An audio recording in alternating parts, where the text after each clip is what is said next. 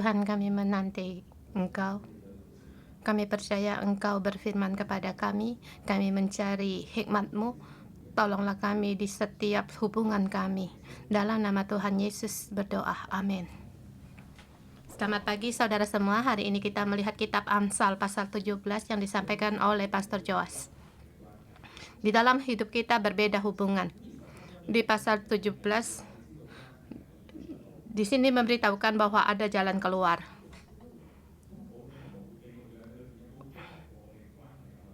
Kita dalam pengembalaan adakah mengalami hubungan ada masalah?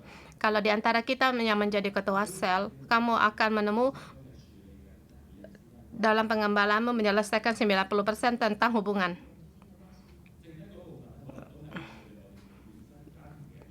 Yang sisanya menyelesaikan tentang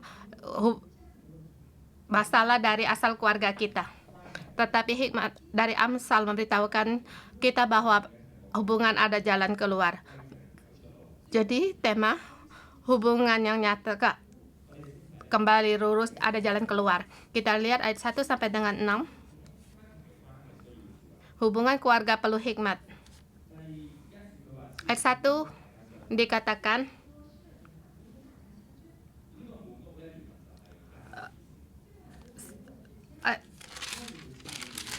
ayat ke-7 dikatakan kata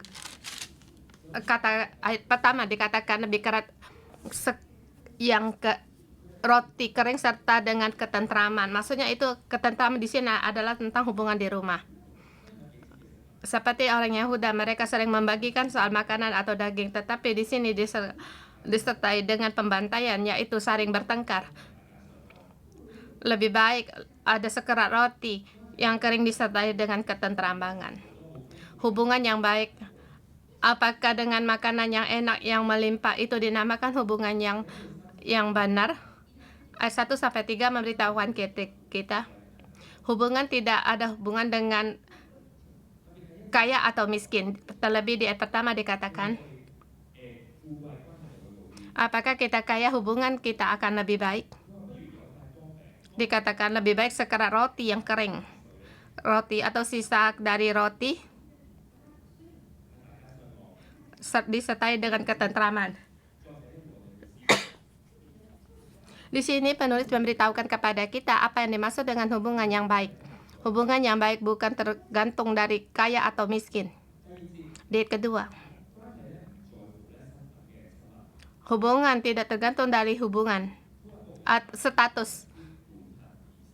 Di ayat kedua, budak yang berakal budi akan berkuasa atas anak yang membuat malu, dan akan membagi bagian warisan bersama-sama dengan saudara-saudara anak itu. Di perjanjian nama anak hamba yang demikian. Seperti Abraham, pada saat dia tidak mempunyai anak, dia pernah berkata bahwa harta warisannya akan dibagikan kepada budaknya. Kita tahu pada seorang budak, pada saat dia berakal budi dalam menyelesaikan sesuatu pekerjaannya, maka dia bisa membina hubungan yang baik dengan tuannya. Berakal budi artinya punya perhatian terhadap sesama. Walaupun dia tidak punya hubungan darah, tetapi dia di dalam keluarga itu, dia punya hubungan perhatian yang demikian. Dia bisa diterima dalam keluarga itu. Bahkan dia bisa bersama mendapatkan warisan. Terbalik kalau anak yang memalukan, walaupun dia anak kandung, tetapi karena kebodohannya membuat malu keluarga, bahkan dia akan dikuasai oleh budaknya itu. Jadi kita lihat hubungan dalam keluarga sangat perlu akan hikmat. Ayat ketiga, kue adalah meleburkan perak dan perapian untuk meleburkan emas, tetapi Tuhanlah yang menguji hati. Di mana jalan keluar hubungan di keluarga? Di sini dikatakan anak muncul di sini. Menguji itu ada dua arti. Pertama, menguji yaitu bisa proof atau bukti. Allah tahu akan hati kita. Allah tahu akan apa yang kita pikirkan. Bahkan kita setiap saudara-saudari semua, hubungan kita dengan keluarga kita bagaimana? Hubungan kita baik atau tidak baik? Hubungan dengan kata-kata kita ungkapkan. Apakah hati kita sangat mengasihi ayah dan ibu kita? Apakah sungguh kita sangat mencintai saudara kakak adik kita? Sesungguhnya Allah tahu. Dan juga menguji ada dalam arti yang lain.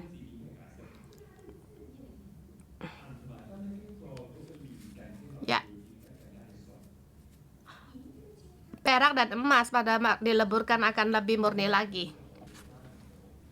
Demikian juga Allah menggunakan hubungan untuk menguji hati kita. Kita tahu hubungan kita dengan keluarga kita sebagaimana, tapi Allah menggunakan setiap hubungan untuk menolong hidup kita. Yang seperti tadi saya katakan, mengembala. Pada saat kita menjadi ketua sel, kita bangkit untuk dalam pengembalaan, Allah akan menggunakan hubungan untuk memperluas kehidupan kita. Pada saat kita digembala artinya hubungan kita digembalakan.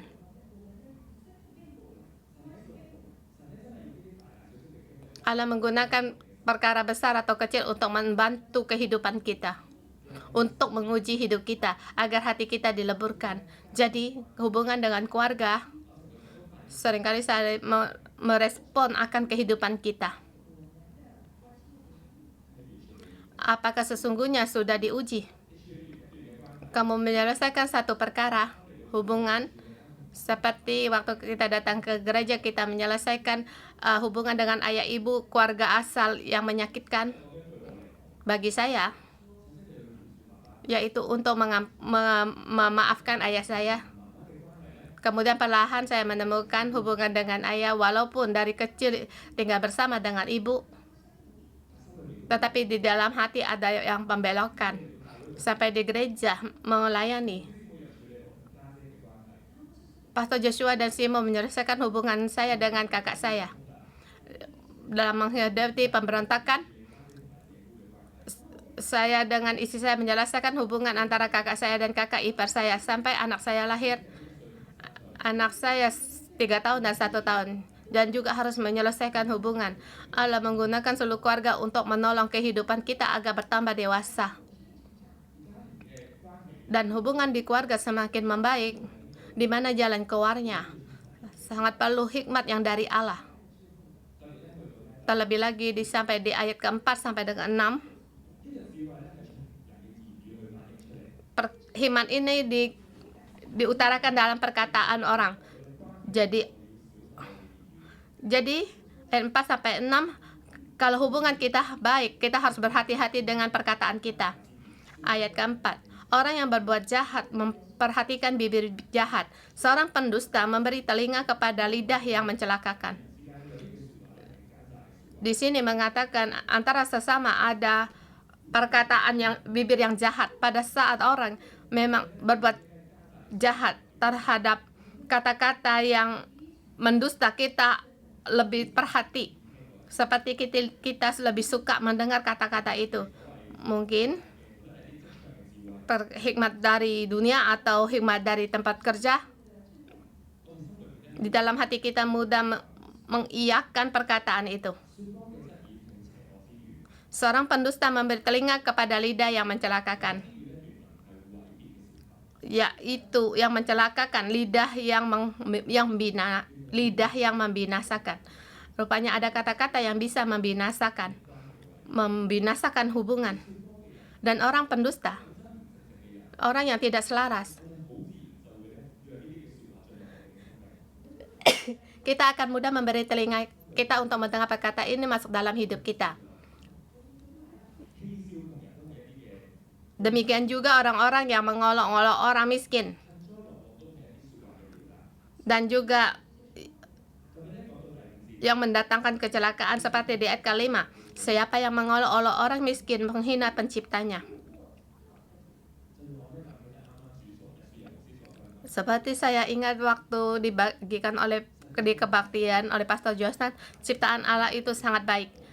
Allah menciptakan kamu dan aku itu baik.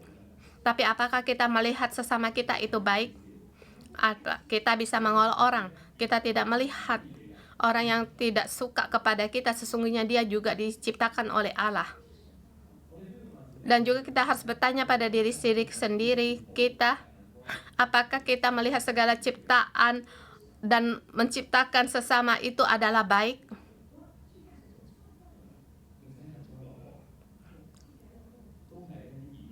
Atau yang kata-kata yang mencelakakan? Waktu saya membaca di ayat ke-6, saya melihat Allah memberikan jalan keluar untuk saya. Perkataan yang di atas, seringkali kata mulut kita juga sering-sering kata ini melekat pada kita, walaupun kita orang Kristen. Kita merasa kata-kata yang kita omongkan itu seperti lebih lagi menghibur, menguatkan. Tapi lebih lagi, kata-kata di dalam hati kita masih ada. Dan juga ada kata-kata yang jahat, penuh dengan olokan dan tipu muslihat. Sama saja bisa mencelakakan. Maka di ayat ke-6 saya sangat merasakan dia seperti satu kebenaran diletakkan di ayat ini. Dikatakan mahkota orang tua adalah anak cucu, dan kehormatan anak-anak ialah nenek moyang mereka. Tapi apakah sesungguhnya demikian? Seperti kata-kata yang sangat membesarkan. Dikatakan anak cucu bisa menjadi mahkota bagi orang tuanya, dan juga kehormatan anak-anak yaitu nenek moyang mereka. Di sini mengubahkan konsep dalam hidup kita. Seberapa banyak keluarga kita percaya akan perkataan ini? Seberapa banyak keturunan sebelumnya merasa keturunan berikutnya adalah kehormatan baginya? Mengapa tidak bisa sampai target? Saya waktu kecil, walaupun perekonomian sangat sulit, saya bisa untuk sekolah. Dan sekarang kamu hanya sibuk sama HP-mu. Mengapa kamu tidak sungguh menghargai? Keturunan kita sebelumnya sering berkata demikian, dan keturunan kita berikutnya demikian juga. Saya mengatakan diri saya sendiri, seberapa banyak saya akan melihat ayah dan ibu saya adalah kehormatan bagi saya. Atau saya sering melihat dalam keluarga asli yang menyakitkan.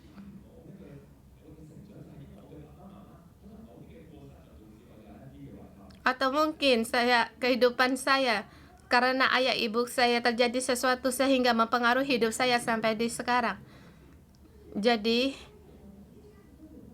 kita bisa memakai di ayat ke-6, kita hati dan pikiran kita bisa selurus kembali. Sesungguhnya keluarga ada jalan keluar. Kalau di keluarga setiap orang menghormati ayah dan ibunya, generasi kita sebelumnya, demikian juga generasi sebelumnya menghargai generasi berikutnya. Kita akan berkata kepada anak-anak kita, kamu adalah kehormatanku. Dan demikian juga berkata kepada ayah dan ibu kita, ayah ibu rohani kita, kamu adalah kemuliaan bagiku. Maka hubungan akan berubah dan pohon kehidupan ada di tempat ini. Di keluarga ada jalan keluar. Sesungguhnya kita dalam adat istiadat orang Cina, kita sedikit untuk berterima kasih. Kita sedikit apalagi hubungan generasi atas dan bawah untuk minta maaf. Generasi yang berikutnya juga sedikit untuk menghargai generasi berikutnya. Ini keadaan kita. Tetapi hari ini ayat 1 sampai 6 memberitahukan kepada kita hubungan keluarga ada hikmat Allah. Dan hari ini kalau hubunganmu tidak baik, ada jalan keluar. Terlebih lagi ayah dan sebagai ayah ibu, pada saat anak-anaknya dibawa dalam gereja, merasa segala masalah diselesaikan. Pada saat kita masuk bersama digembalakan, kita bisa belajar untuk berkata-kata, maka hubungan akan berubah. Poin yang kedua, ayat 7 sampai dengan 15. Ayat ke-7, Orang bebal tidak layak mengucapkan kata-kata yang bagus, apalagi orang yang mulia mengucapkan kata-kata dusta. Di sini kan juga orang bebal mengatakan juga tentang raja. Yang dimaksud yaitu semua orang mempunyai status yang tinggi. Di sini mengatakan status atau kedudukan. Kita perkataan yang lain, kita harus tahu akan status kita. Kita harus tahu identitas kita. Identitas kita semakin tinggi, kita harus berhati-hati dalam mengucapkan kata-kata. Kalau kita di rumah menjadi pemimpin, perkataan kita itu benar atau bohong, bisa mempengaruhi generasi berikutnya. Tetapi kalau orang yang berkata-kata yang tidak, dia adalah raja di bumi ini,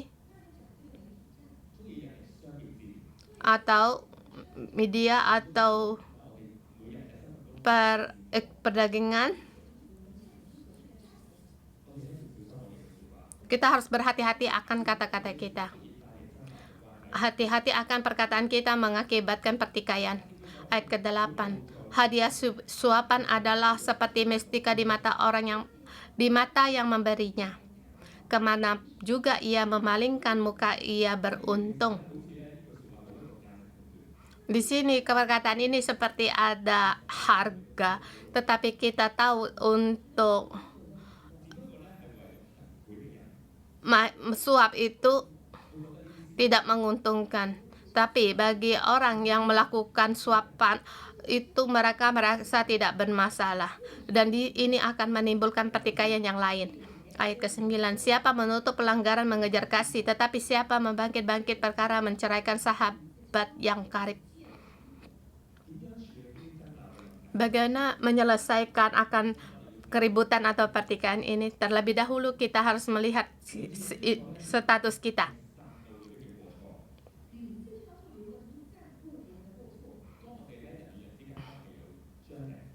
Pada saat hubungan kita dengan sesama ada daya tarik. Daya tarik sama bentrokan itu berbeda. Pada saat kita harus mengambil pilihan. Apakah kita memilih kita teruskan atau mengakibatkan daya tarik itu menjadikan hubungan antar sesama? Kita membawanya menggunakan konsep kita sendiri. Mungkin bukan termasuk benar atau salah, tetapi di dalam hati kita ada satu yang tidak enak di dalam hati kita. Tetapi pada saat kita katakan, maka akan menjadi satu harga, satu perbincangan, menghakimkan, dan mengungkit kesalahan orang dan mengatakan kesalahan orang lain. Pada saat orang lain mendengar perkataan ini, awalnya dia memang sudah tidak suka padamu. Dia membawa alat penerima ini akan membuat kata ini akan dibesar-besarkan dan yang mengakibatkan keributan atau perpecahan. Tetapi kita harus memilih menutup kesalahan orang lain, menutup pelanggaran orang lain. Bukan berarti kita menutupi orang lain. Pada saat orang tidak berbaik kepada kita, harus kita memilih untuk mengampuni, artinya menutup pelanggaran orang lain seperti Allah mengampuni dosa kita. Ayat ke-10. Suatu hardik lebih masuk daripada orang berpengertian dan daripada 100 pukulan pada orang bebal. Orang berpengertian dengan orang bebal ada perbedaan. Pada saat saya membaca ayat ini, salah satu perbedaannya yaitu receiver, alat penerima, satu hardikan. Pada saat kita ada hikmat yang dari Allah, kita bisa menjadikan satu apel. Tetapi kalau kita orang bodoh, orang bebal, satu hardikan seperti yang 100 pukulan daripada sangat menderita.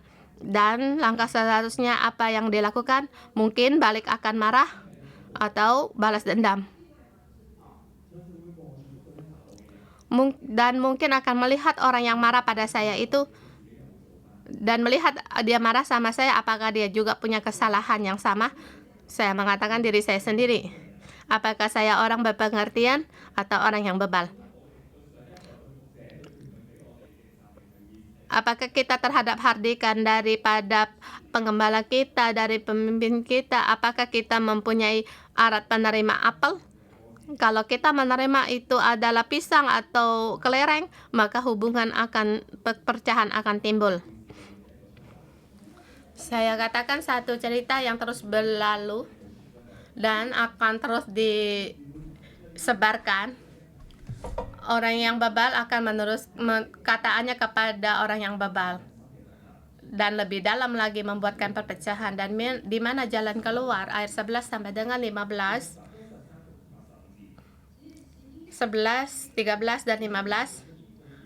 Walaupun tidak ada dikatakan tentang kebenaran, tapi pada saat kamu teliti dengan membaca ayat 11, 12, dan 13, dia mengatakan Allah yang benar melihat segala sesuatunya. Menghadapi keributan, hanya jalan Allah yang benar menjadi jalan keluar. Dan juga orang yang ayat 13, siapa yang membalas kebaikan dengan kejahatan? Dia ada kejahatan yang tidak terhindarkan dari Allah untuknya. Ayat 15, membenarkan orang fasik dan mempersalahkan orang benar. Kedua-duanya adalah kekejian bagi Tuhan. Pada saat saya datang renungan pagi, saya melihat berita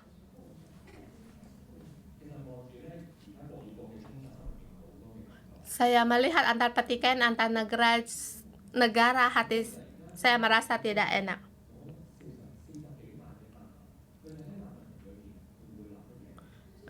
Tuhan seperti menerangi saya, orang-orang yang dalam pelarian, mereka di camp itu bagaimana perasaan mereka, terlebih lagi orang yang ditawan keluarganya, bagaimana perasaan mereka.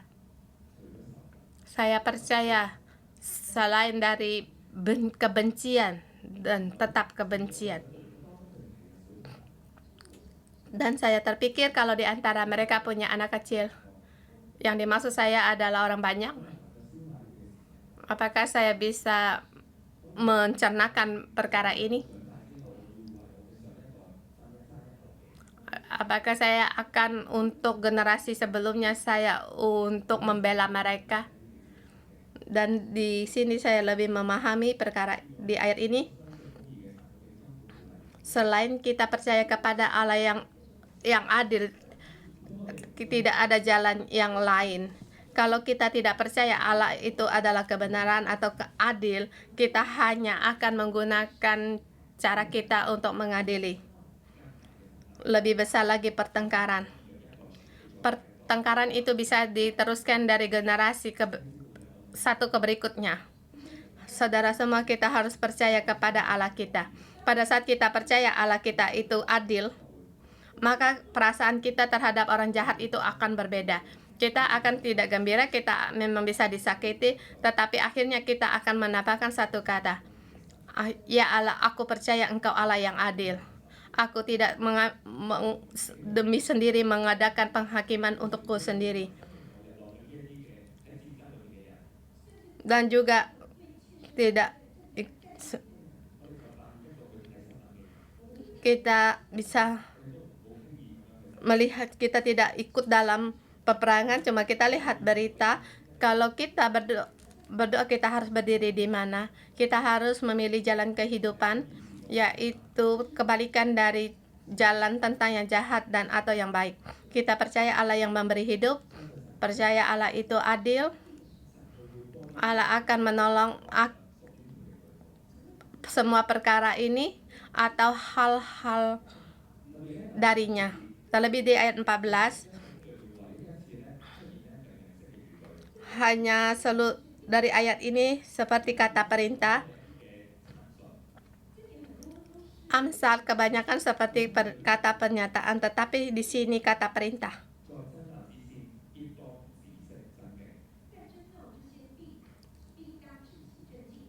Mulailah pertengkaran adalah seperti membuka jalan air. Jadi undurlah sebelum pembantaian mulai. Percaya akan Allah yang adil dan tindakan kita. Kita tidak bisa menghentikan pertengkaran ini, tetapi kita berhenti di situ. Kita terlebih dahulu menghentikan kita sendiri, sisanya kita serahkan kepada Allah. Kemudian di poin yang ketiga, 16 sampai dengan 17.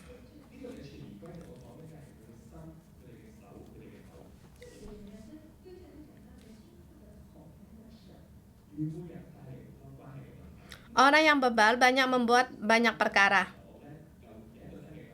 Waktu saya membaca, menemukan satu perasaan, saya menemukan waktu saya membaca Amsal, saya jarang memasukkan tokoh saya sebagai orang bebal. Saya tidak tahu apa kalian juga bisa. Ada kalanya kita adalah orang yang takut akan Tuhan. Jadi kita tidak banyak hikmat. Tapi kita tahu bahwa pengetahuan hikmat itu dari Allah.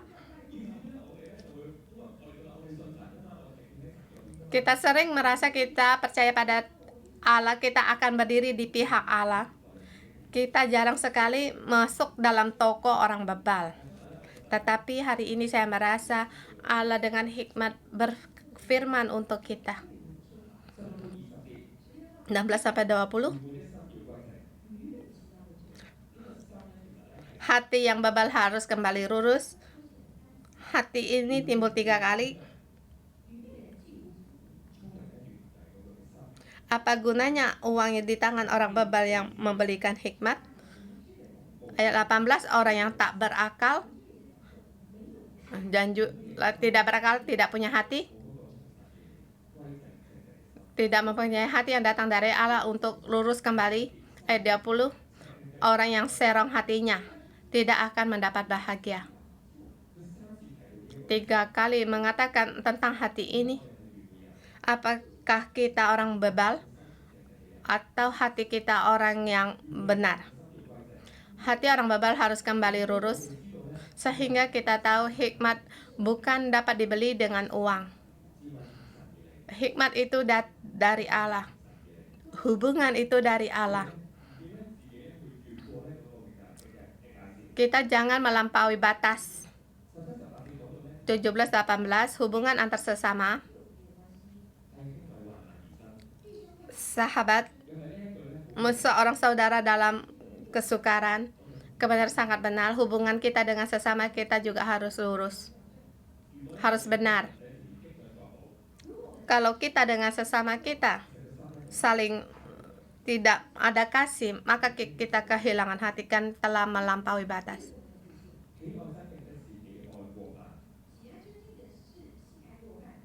Siapa suka bertengkar juga suka pada pelanggaran. Orang yang suka melanggar pelanggaran yaitu orang yang suka bertengkar. Hati kita apakah suka untuk bertengkar? Kalau kita senang bertengkar, kita senang untuk membanding-bandingkan, maka kita akan mudah iri. Akan mudah, mengapa orang ini punya ini, aku tidak? Ini hati orang bebal.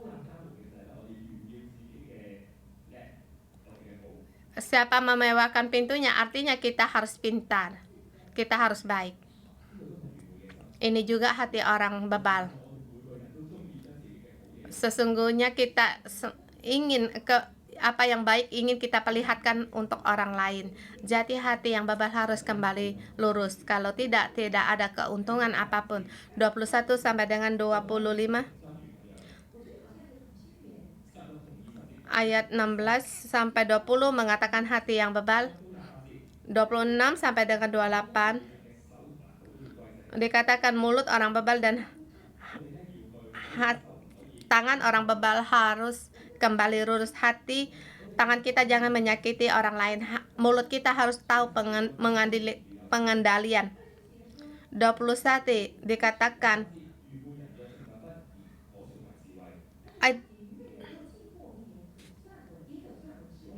ayat 28 juga dikatakan orang bodoh akan disangka bijak kalau dia berdalam diri.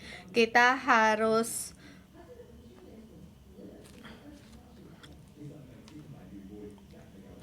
orang bebal atau tidak, itu ada pilihan bagi manusia.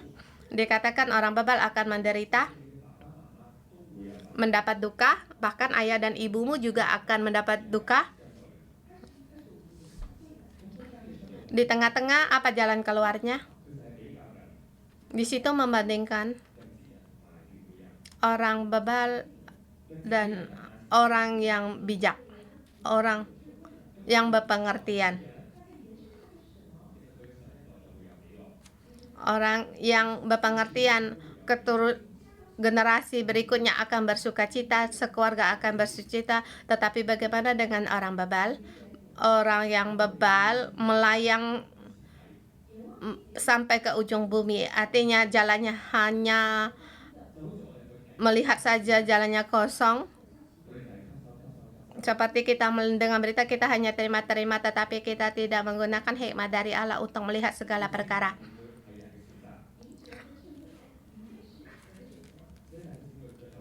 Orang berpengertian atau orang bebal itu pilihan. Jadi saya ingin mengambil keputusan, kita dalam hubungan harus percaya ada Allah. Hubungan dalam keluarga ada Allah. Allah punya hikmat yang diberikan untuk kita. Pertengkaran atau hubungan yang sangat tegang. Di bawah pohon kehidupan ada jalan keluar. Pada saat hati kita kembali lurus, mulut kita kembali lurus, kita memilih untuk mengampuni dan untuk menghormati. Yang paling penting kita di setiap hubungan, kita punya kebenaran kita sendiri, kembali lurus, percaya pada Tuhan, Dia Allah yang adil. Setiap hubungan ada jalan keluar. Mohon Tuhan untuk menolong kita di setiap hubungan kita.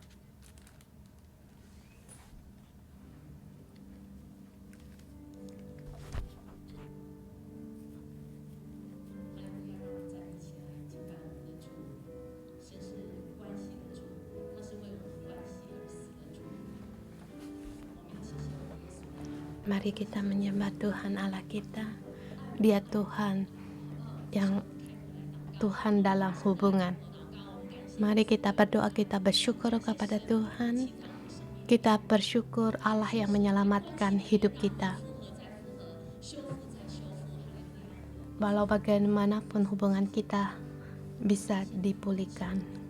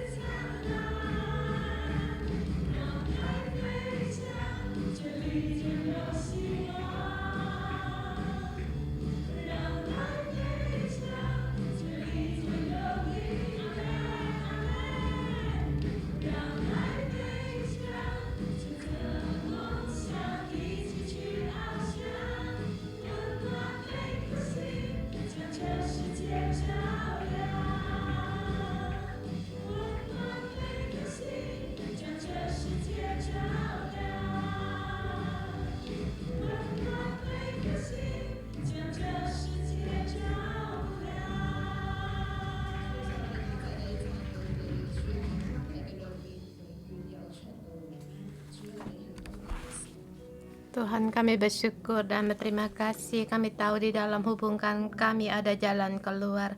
Engkau Allah yang baik. Engkau Allah yang baik. Mari saudara kita bersyukur. Kita bersyukur di dalam hubungan sebab Allah adalah hubungan dalam keluarga kita. Dia Allah yang dalam hubungan kita dengan anak-anak kita dan orang tua kita. Bahkan hubungan dengan atasan kita. Mari kita bersyukur pada Tuhan Allah kita.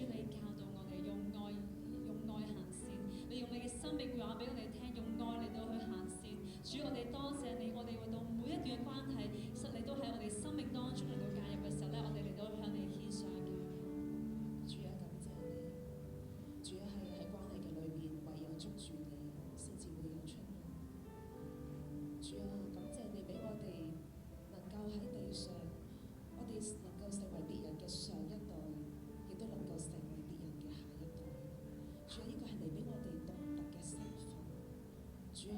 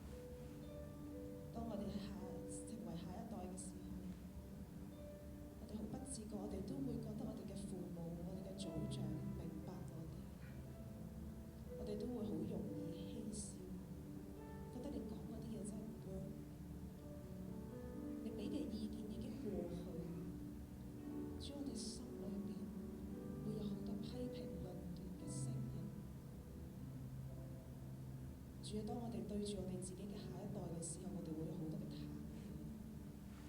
我哋唔明白點解你要咁樣，我哋唔明白點解你要咁激動，我哋唔明白點解我講嘅嘢好似你永遠都聽唔入去。主啊，我哋同樣嘅冇出路，有時我哋覺得好乏力、好無助嘅時候，我哋會講一啲邪惡嘅説話，毀滅孩子。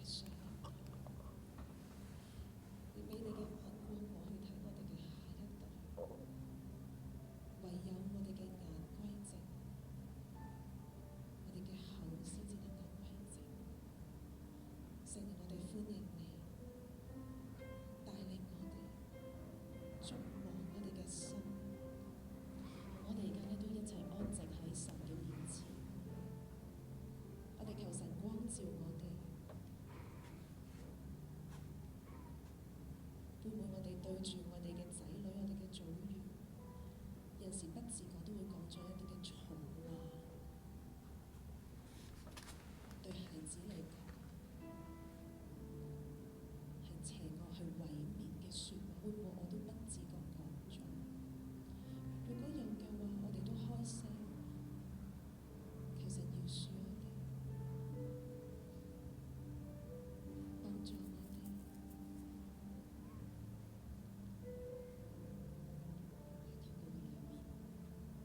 什麼孩子，我知道喺成長嘅過程嘅裏面，你嘅父母冇讚賞過你。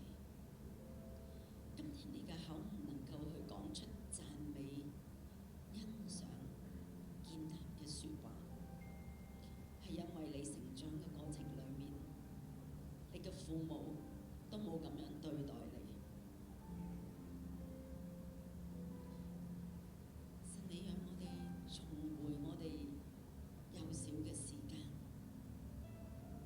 我哋被謾罵、被否定，覺得自己係冇用嘅，因為我爸爸媽媽就係咁樣覺得我冇用，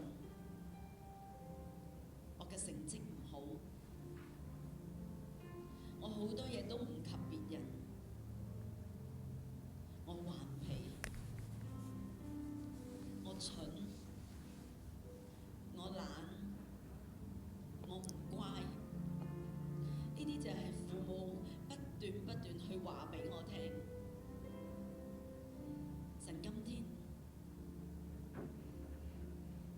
天會用佢個愛嚟醫治我哋。如果喺你成長過程嘅裏面， Kalau di dalam hidup kita banyak sekali penolakan baik orang tua, dari saudara-saudaramu, dari keluarga asalmu, banyak sekali kata-kata yang menyakitkan. Kamu letakkan tanganmu di atas hatimu. Hari ini Allah mau menyembuhkanmu, menyembuhkan kita setiap orang. Allah berfirman, aku melihat, anakku, aku melihat air matamu. Bahkan di masa kecilmu kamu menangis, kamu sembunyi menangis, kamu tidak berani di hadapan ayah dan ibu untuk nangis, atau pada saat kamu dipukul, kamu di situ tetap bertahan.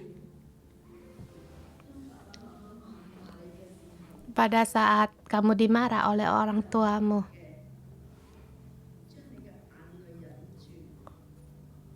kamu hanya bisa bertahan dan terus berkata kepada diri sendiri, aku begitu buruk sehingga orang tuaku tidak suka padaku, sehingga aku ditolak. Bahkan diriku sendiri aku tidak suka diriku sendiri. Tidak ada orang yang suka padaku, bahkan aku tidak suka pada diriku sendiri. Dan Allah berfirman, kata-kata ini terus-menerus dan berulang kali berkata kepada diri sendiri. Saya melihat Allah berkata, bukan demikian hai anakku. Aku mau mengambil semua perkataan kata-kata ini. Roh Kudus, engkau bekerja masuk di dalam saudara-saudari kami semua. Terlebih lagi yang meletakkan tangannya di atas hatinya. Engkau masuk di dalam hati dan pikiran mereka. Masuk di dalam segala hubungan. Kata-kata yang menolak, kemarahan, kata-kata ini, Roh Kudus, engkau ambil semua. Aku dalam nama Tuhan Yesus mendeklarasikan darah anak domba, darah Yesus menghapuskan segala kata-kata yang marah, kata penolakan, segala kutukan, baik di keluarga asal, baik itu dari gurumu atau pemimpinmu, kata-kata yang menolak, kutukan, maka kemarahan ditolak, hati yang cuek. Dalam nama Tuhan Yesus, semua itu pergi darimu, telah dihapuskan darimu, didilit dari hidupmu. Allah, engkau mengasihi kami setiap orang. Kami semua juga diciptakan. Kami di sini semua yang engkau lihat itu sangat baik. Walaupun di orang tua kami tidak tahu untuk mengasihi, tidak tahu harus mengutarakan kasihnya, kepeduliannya. Apalagi dalam orang Cina banyak sekali kemarahan atau penolakan. Tuhan, hari ini semua ini Kau ambil dalam hidup kami. Dan Allah berkata, anakku, aku mengasihimu, engkau sangat berharga, engkau adalah ciptaanku, engkau adalah yang ku kasihi. Allah Bapa kembali berkata kepada kita setiap orang, anakku, aku menciptakanmu. Anakku, aku mengasihimu. Aku adalah Allah Bapamu. Engkau punya sandaran. Kamu berharga, kamu dikasihi. Semuanya itu baik. Bahkan kamu merasa kurang. Semua itu adalah baik. Ketidaksempurnaanmu di dalam mataku, semuanya itu sempurna.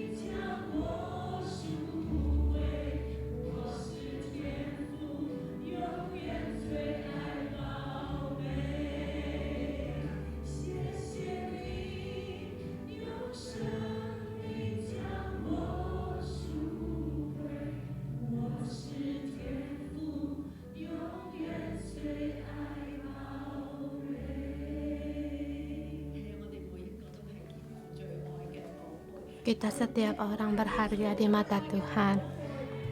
Amin. Walaupun kehidupan kita begitu susah, kita banyak menghadapi pengalaman-pengalaman, tetapi Allah mengasihi kita dan telah mengangkat segala dosa-dosa dan segala kutukan, kelemahan kita, kenajisan kita telah diambil. Puji Tuhan. Saudara semua, kita harus mengambil pilihan. Pada saat kita menghadapi kesulitan atau disalahkan orang atau tidak adil, kita harus mengambil pilihan. Kita harus mengambil pilihan untuk mengampuni, untuk menghormati. Kita harus memilih pohon kehidupan. Tangan kita, mulut kita, dan hati kita harus tertuju pada pohon kehidupan. Kita setiap orang menjadi pohon kehidupan. Kita setiap orang ingin menjadi pohon kehidupan. Kita mengambil satu tanda langkah profetik dalam setiap hubungan, walaupun banyak pembelokan atau disakiti kita waktu kita mengambil keputusan, Allah pasti akan mengampuni kita. Kita mengambil profetik, tangan, mulut, hati kita tertuju kepada Allah. Pada saat kita kembali lurus, kita menggunakan tindakan. Saya mengundang saudara semua, pada saat kamu berdoa, kamu sambil berjalan, mungkin di dalam hatimu banyak kesalahpahaman dan kesusahan. Banyak orang tidak mengerti akan kamu. Saat ini kamu merasa disalahkan, aku tidak bisa kembali tenang. Kamu harus percaya Allah kita, Allah yang adil. Pada saat kita mengambil kebenaran, Allah akan membela perkara kita dan menolong kita. Mari kita berdoa, padakan pada diri sendiri kita, mulut, hati, tangan. Saya harus kembali selaras. Saya harus menjadi aku harus menjadi milik Allah. Kemudian kita jalan keluar, kita menggunakan bahasa roh untuk berdoa.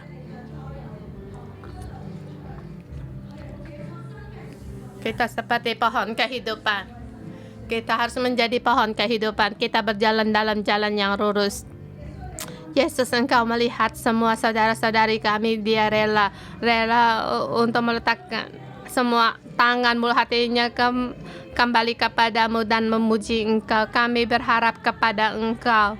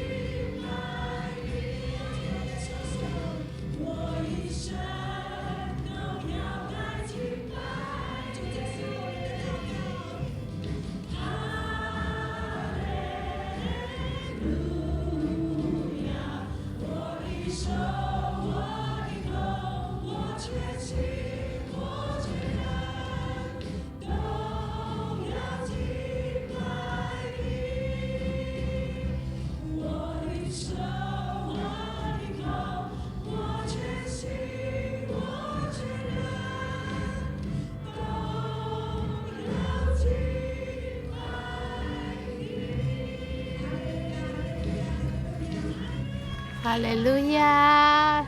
Haleluya, semua kemuliaan keagungan kepada Allah kami. Ya Tuhan, ini adalah doa kami. Tuhan, di tangan kami, mulut kami, hati kami, hal memuji Engkau. Tuhan, kami bersyukur kepada Engkau. Hari ini Engkau memberikan firman yang sangat berharga pada kami.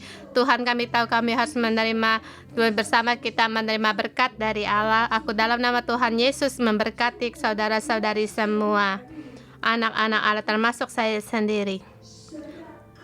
Kasih Allah, hikmat Allah ada padamu, terhadap Allah, terhadap sesama, dan terhadap segala perkara. Ada kasih Allah dan hikmat Allah di dalam rumahmu. Allah juga menjagamu. Allah juga mau memberkatimu agar kamu ada hubungan yang baik dengan Allah, agar kamu dengan sesama ada hubungan yang baik, agar kamu terhadap generasi atas untuk dihormati dan generasi berikutnya menjadikan kehormatan bagimu. Dalam nama Tuhan Yesus memberkatimu. Kamu adalah orang yang dipilih dan juga berharga bagi Tuhan. Di masa hidupmu ada Allah di depanmu dan memberkatimu. Orang karena engkau dalam hubungan hanya percaya akan persediaan dari Allah. Tidak ada pertengkaran sebab engkau karena orang yang berkenan bagi Allah dan orang yang mau dipakai oleh Allah, karena kamu bukan orang untuk takut akan Tuhan. Karena kamu menjadi pohon kehidupan dan ditanam di mana-mana di dalam Tuhan, di dalam Allah selamanya. Berjalan dalam kebenaran Allah seumur hidupmu untuk memuliakan Tuhan. Amin. Dalam nama Tuhan Yesus memberkatimu. Amin. Kita renungan pagi sampai di sini. Tuhan Yesus memberkati.